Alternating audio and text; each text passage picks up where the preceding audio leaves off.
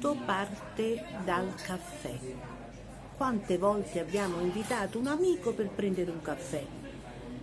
E poi da cosa nasce cosa. Però io, a dir la verità, mi piace invitare gli amici perché mi piace scoprire che uomini sono.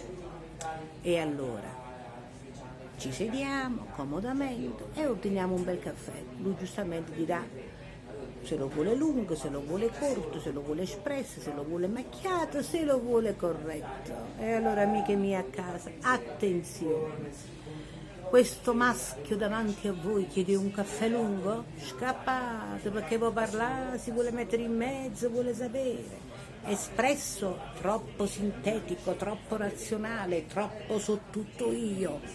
Macchiato, non ne parliamo proprio, macchiato pensa ancora a mamma e a zuppa e latte che ci portava in doglietta, quindi non è possibile. Ma se per caso vi capita quell'uomo che vi chiede un caffè corretto all'anice, quello è un uomo da sposare perché ha tempo, ha predisposizione, vuole conoscervi bene, vi vuole fare dei bellissimi regali, sicuramente, ascoltatemi, ed è paziente.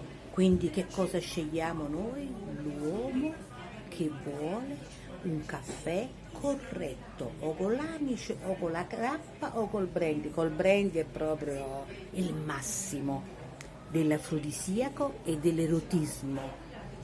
Ah, che bello caffè, sulla Napoli anni fa e così via. Tra poco vi aspetto su detto fatto, per raccontarvi delle mie esperienze caffettiere, capite a me? Un bacione forte.